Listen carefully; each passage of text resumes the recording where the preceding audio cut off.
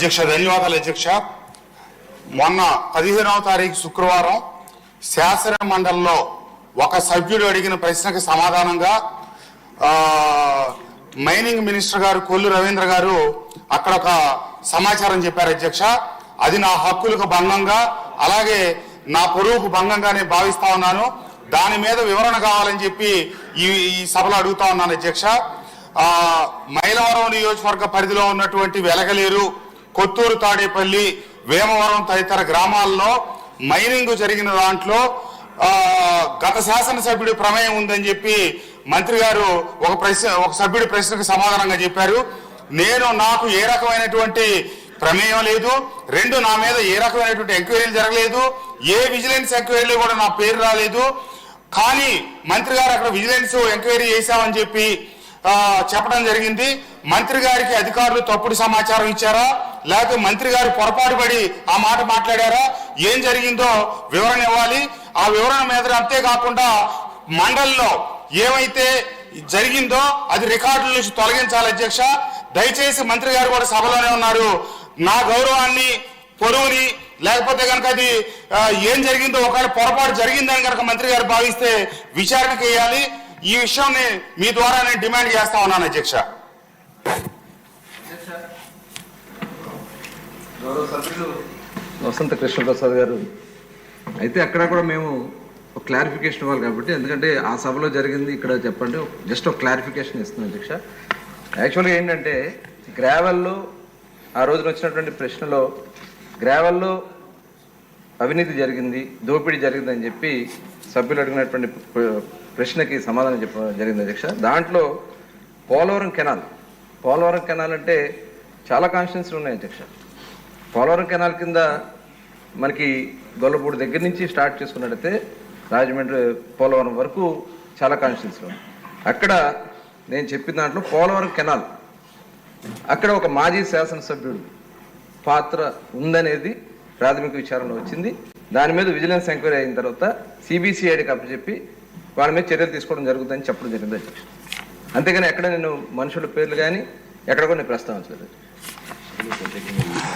అధ్యక్ష. జీకొండూరు మండలం, వెలగలేరు, కొత్తూరు, తాడేపల్లి అనే గ్రామాలు మా మైలవరం నియోజకవర్గ పరిధిలోకి వస్తాయి అధ్యక్ష. అక్కడ గత ప్రభుత్వ హయాంలో అక్కడ తవ్వకాలు జరుగుతుంటే అప్పటి ముఖ్యమంత్రి గారికి, ముఖ్యమంత్రి కార్యాలయానికి నేను ఇట్లా అక్రమంగా తవ్వకాలు జరుగుతున్నాయని చెప్పి కంప్లైంట్ చెప్పడం, అప్పటి కలెక్టర్ ఢిల్లీరావు గారికి నేను లిఖితపూర్వకంగా కంప్లైంట్ ఇవ్వటం ఇవన్నీ కూడా జరిగినాయి. ఆ గ్రామాల పేర్లు చెప్పారు కాబట్టి అది నా నియోజకవర్గ పరిధిలోకి వస్తుంది కాబట్టి నేను వివరణ ఇవ్వమని అడుగుతా ఉన్నాను అధ్యక్ష. మంత్రి గారికి సరైన సమాచారం లేక చెప్పారా, అది ఏంటనేది నేను అడిగాను వివరణ. పోలవరం కట్ట అన్నారు. పోలవరం కట్ట మైలవరం నియోజకవర్గంలో ఉంది, గన్నవరం నియోజకవర్గంలో, చాలా నియోజకవర్గాల నుంచి వెళ్తా ఉంది. కాబట్టి దయచేసి కొద్దిగా వివరణ పూర్తిగా ఇవ్వాలని చెప్పి కోరుతా ఉన్నాను అధ్యక్ష. ఎక్కడ కూడా ఇప్పుడు కొత్తూరు, తాడేపల్లి, వేమవరం, పోలవరం కెనాల్, వెలగలేరు వీటికి సంబంధించి ఆ రోజున మొత్తం 170 మందిని దోషులుగా పెట్టడం జరిగిందని చెప్పడం జరిగింది అధ్యక్ష. దాంట్లో ఎక్కడ కూడా శాసనసభ్యులు దోషులుగా పెట్టామనేది నేను అక్కడ చెప్పలేదు అధ్యక్ష. దాంతోపాటు 16,20,000 క్యూబిక్ మీటర్ల గ్రావెల్ అక్రమంగా తవ్వించి 175 మంది మీద 90.38 కోట్ల రూపాయలు వసూలు చేయడానికి కార్యాచరణ చేపట్టామని చెప్పాను అధ్యక్ష. గౌరవ సభ్యులు నేను చెప్తా ఉన్నా మీది ఎక్కడ కూడా ప్రస్తావన లేదు, మీకు సంబంధం లేదు.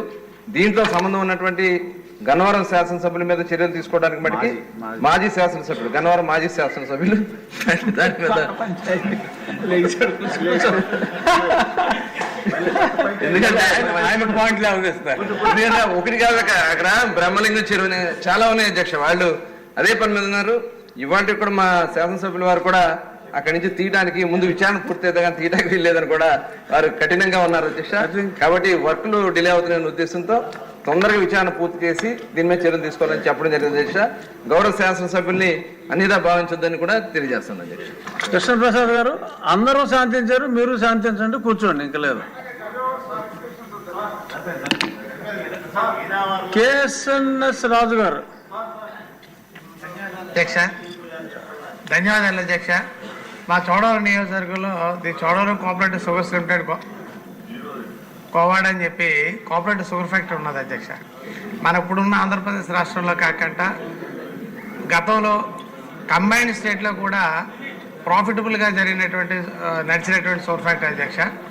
ఇప్పటికీ మన ఆంధ్రప్రదేశ్ రాష్ట్రంలో నడుస్తున్నటువంటి ఏకైక కోఆపరేటివ్ షుగర్స్ అధ్యక్ష.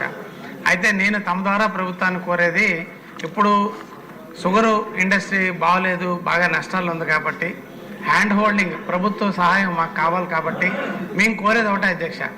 ప్రభుత్వం సహాయం చేయలేదు మాకేమని చెప్పేసి ఉన్నటువంటి పరిస్థితుల్లో మేము చేయలేకపోతున్నాం కాబట్టి పంచదార వైబుల్ కాదు కాబట్టి మా ప్రపోజల్ ఏంటంటే ఒక డిస్టిలరీగా దాన్ని మార్చి అది కూడా ఒక ప్రైవేట్ ఎంటర్ప్రైజర్ని తీసుకొచ్చి ప్రాఫిట్ షేరింగ్తో, మాకు ఫ్యాక్టరీ ఉన్నది, మాకు ఆస్తులు ఉన్నాయి, ఫ్యాక్టరీ రైతులు 25,000 మంది సభ్య రైతులు ఉన్నారు అధ్యక్ష.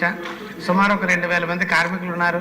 ప్రత్యక్షంగా పరోక్షంగా మా చోడవరం మాడుగుల నియోజకవర్గాల్లో సుమారు 50-60 కుటుంబాలు దీని మీద ఆధారపడి ఉన్నాయి అధ్యక్ష. కాబట్టి చోడవరం సహకార చక్కెర కర్మాగారాన్ని కాపాడాలని, ప్రభుత్వం సహకరించాలని, రాష్ట్రంలో అన్ని సహకార చక్కెర పరిశ్రమలు కూడా మూతపడ్డాయి, నడుస్తున్నటువంటి ఫ్యాక్టరీ కాబట్టి దాన్ని నిలబెట్టమని చేసి తమ ద్వారా ప్రభుత్వాన్ని కోరుతున్నాను అధ్యక్ష. థ్యాంక్ యూ అధ్యక్ష. సభ్యులు సహకరిస్తే ఎక్కువ మందికి అవకాశం ఇవ్వడానికి ఉంటుంది. అంచేత సమస్యని క్లుప్తంగా చెప్తే ఉపన్యాసం లేకుండా ఎక్కువ మందికి అవకాశం ఇవ్వడానికి ఉంటుంది. దయచేసి సహకరించమని బోడే ప్రసాద్ గారు.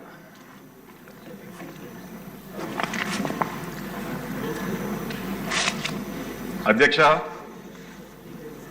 ఇది విజయవాడ దిగునున్న కృష్ణానది ఒడ్డున ఉన్న మా నియోజకవర్గ ప్రాంత ప్రజల యొక్క సమస్య. గతం నుంచి చూస్తా ఉన్నప్పుడు ఏదైనా ఒక ఆటో యాక్సిడెంట్ జరిగి 10 మంది చనిపోతే ఇమీడియట్ గా ఆటోల మీద యాక్షన్ తీసుకోవటం, లేకపోతే ఏదైనా పడవ మునిగిపోతే రాష్ట్రంలో ఎక్కడన్నా పడవలో ఏదన్నా అక్రమంగా జరుగుతున్నాయని అటన్నిటినీ సీజ్ చేయటం, ఇది జనరల్ గా జరుగుతూ ఉన్నది. ఇది కృష్ణానదిలో యనమల కుదురు పెద్దపులిపాక ప్రాంతంలో మొన్న ఆగస్టు 20వ తేదీ పశువులు విజయవాడ మున్సిపల్ పరిధిలో సీవేజ్ ప్లాంట్ లో ట్రీట్మెంట్ అయ్యి విడుదల చేసిన వాటర్ తాగి కేవలం నిమిషాల వ్యవధిలో చనిపోయిన పశువులు సార్. దాదాపుగా 4-5 పశువులు ఇమ్మీడియట్ గా చనిపోవడం జరిగింది. ఆ వాటర్ భూమిలోకి ఇంకి పక్కనే ఉన్న మా మున్సిపాలిటీలో నీరు నురగలు వస్తా ఉన్నాయండి. ట్యాంకులో వాటర్ అయితే మేము చూడడానికి మాకు కనిపించదు. ఓవర్ఫ్లో అయ్యి కిందకి వస్తా ఉన్న వాటర్ ఇదిగోండి కలర్ ఫొటోస్ తో సహా తీసుకొచ్చి చూపిస్తా ఉన్నాను.